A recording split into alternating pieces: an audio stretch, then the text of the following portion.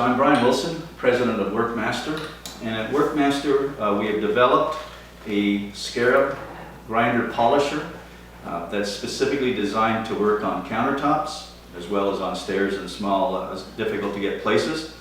And in working with Caesarstone and with our diamond tooling manufacturer, we developed a system to be able to polish in place or repair in place Caesarstone countertops. And the unique aspect of the Scarab is that it has 5 heads. It has the ability to polish dry or wet, but in the Caesarstone application, we'll be doing wet grinding and wet polishing. We developed a specific head for the machine. It's called a random orbital, and it effectively helps in taking swirl marks off with the machine. It uses a Velcro backed resin, goes on this easy, spin them, create a different polishing pattern than if we use a direct drive system, which the machine is capable of doing as well. So the advantage today is that this machine has a water feature that we've developed for it, and Bob is going to take some time to show us how we do a repair today using the Scarab with the new Caesarstone tooling that's been developed for it.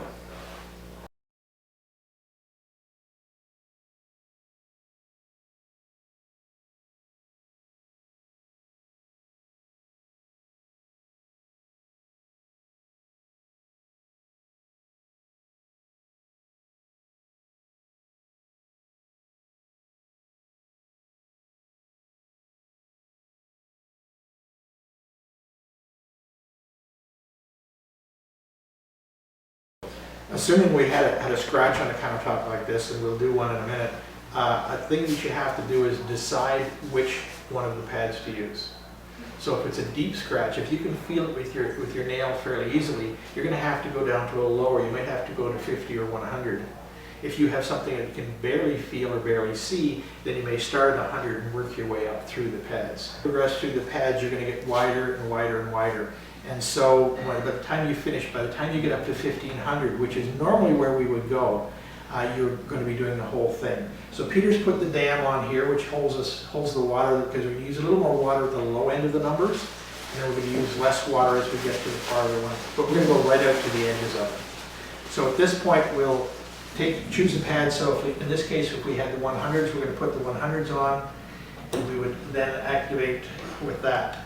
Dirt's a little bit high, so we'll adjust it and just poke right down so you've got less than 1/8 of an inch showing. And that way it keeps the spray down to a minimum. So we put a little moisture. We've got a scratch right in here that we're going to work to. So we put some water on there, and again we just we start at a lower speed. In this particular machine, we're going to start at a 1, and as we go through the grits, we'll actually build up a little bit more speed. You don't need to put pressure on it. It's nicely balanced. Just let it work. So you're going to work that area gently. I just said maybe about a square foot.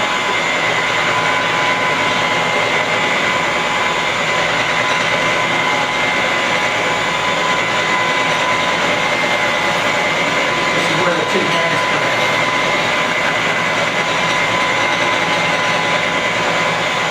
Water. You always finish water. And you can see you get rid of the spray, so it's not something to worry about too much.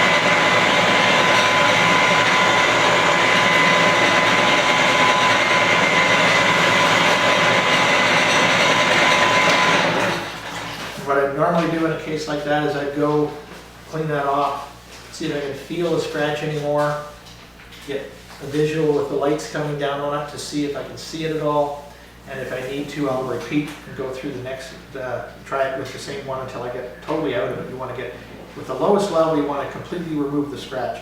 What you've created is a minuscule cavity in this area, so you're going to have to then ease it all the way out.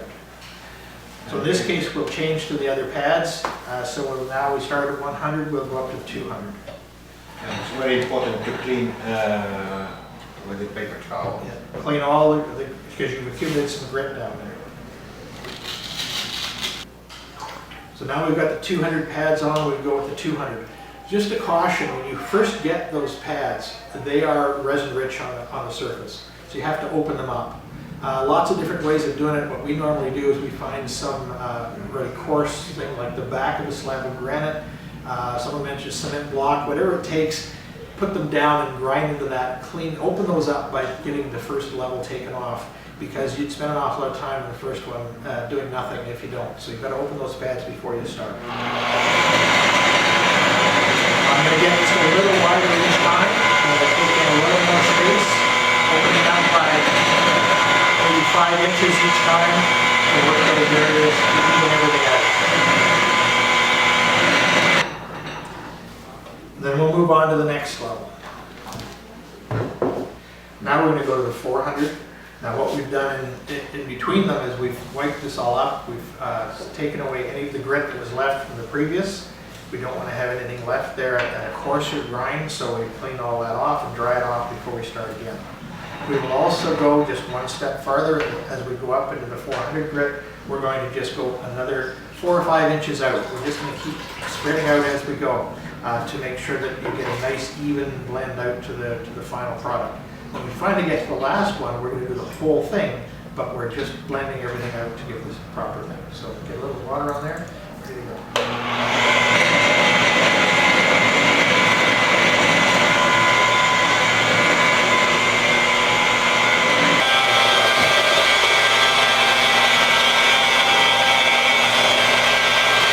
Okay, we're ready to run our 800, but before we start that, we're going to clean this whole area off, dry it off, and give a really good visual inspection because we don't want to have to be going backwards. So Peter's going to get busy on that part of it. Put the machine down for a minute. Now, I just should mention that as we go up, we can also start to increase the speed. So we took a 1 notch up when we did the 400. Now we're going to continue to go up a notch. By the time we get to the end, we'll be at about twice the speed we started at. So we'll get this dried off. Now what you need again is that incidence of light, the light coming in from an angle so that you, or from somewhere that you can actually see every bit of that. And especially go back to the area we had the scratch, which was right there. See if you can see anything. And then you're going to look at the areas around it to see how it's blending in. Make sure you haven't created any scratches when you're going along. So if something has come loose and you've created that, you might have created your own. You want to visually take care of that. Another paper towel. And so what we want to do is take a check on that, and we can also take a look at this when we use the glass meter, and we'll check the level where we are with the 400. And then we're going to go to an area we haven't touched, so maybe at the very side here, where we haven't touched it yet, and get a reading and compare what that is to see if we're headed in the right direction. So that's perfect. We're not quite the same, but we're getting closer to it. So we're working our way up into that. WerkMaster has come up with a water feature where it allows you to feed water in constantly, so you don't need the sponge. This will mount through this particular hole. It has a hose on it that will mount to a little bracket underneath. You can hook it up to a garden hose, and in our conversations we were looking for other alternatives that you might be able to do to attach. You can have it go to a sink. It can go to different things that will allow you to have that constant water feed, and then you can control the flow with the valve. One of the ideas that came up today was that you can also have a gap in your paper or your dam here to be able to run down into a bucket. So we'll play with that as we go along, a new development, and it's a great progress as far as development on that. Now, another thing, when you reach the stage at the higher level, we're not only looking at getting the polish right, we're looking at getting the texture right, the visual texture. In Caesarstone, if you look closely at it, you'll see that the granules are, you can see the shape of the granules, and you can see sort of the gaps in between. It's almost perfectly level, but not quite. The resins shrink back a little bit. We want to recreate that. And one of the ways of doing that is to take acetone, and when you reach the 400 or 800 level, is you get a cloth and you rub the whole thing down with acetone.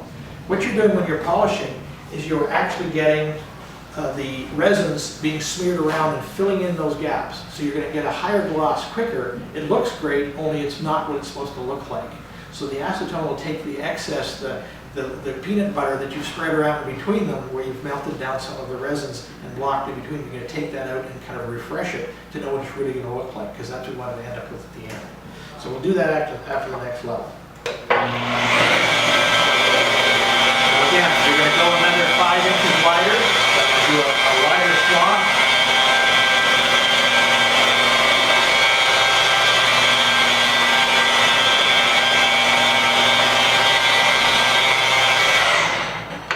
I recognize that this actually takes a little longer than we're demonstrating today, but with patience, you should be able to do it.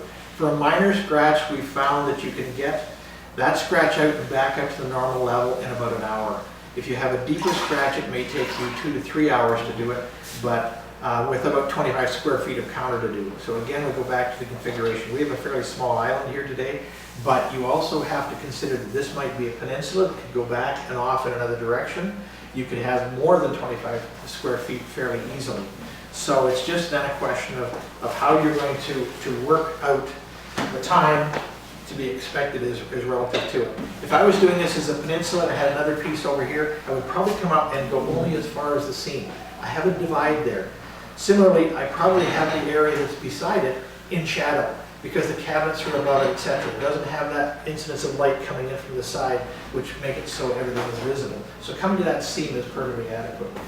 So we'll dry this off, do our acetone wipe, and create that. So I'm really looking for the lack of texture, if I can put it that way, that's there, and by using the acetone we can pull that off.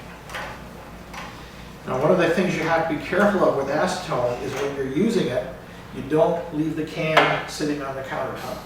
Because if it has moisture from the acetone there and leave it sitting there, it will affect the resins. If you're doing it simply as a wash, like this, it evaporates very quickly.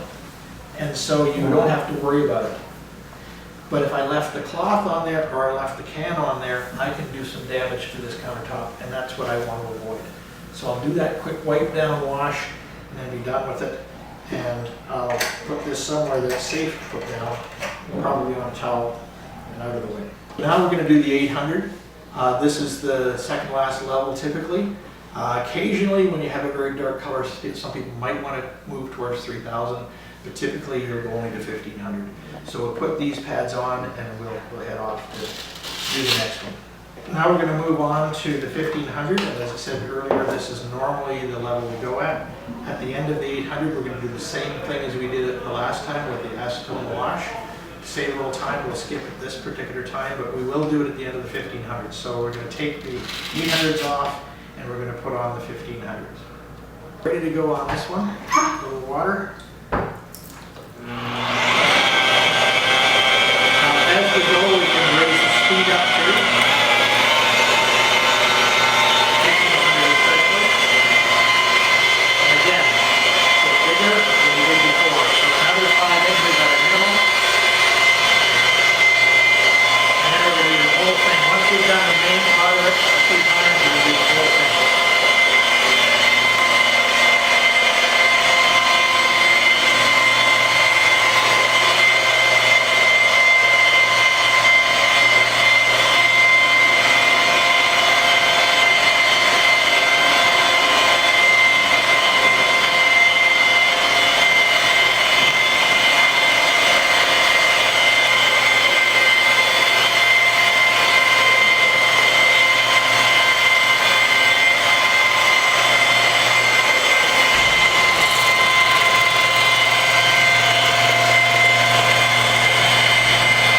Done 1500, now we're going to give it that acetone wash to take the excess resin off. But in summary, I think the most important thing to learn here is that you can now, despite the fact that the things we talked about over time, that you couldn't do a quartz countertop, you couldn't do something on the surface, we now can. Come up with a solution for that disaster that happens when you get a scratch in your shop or a scratch at your customer's home.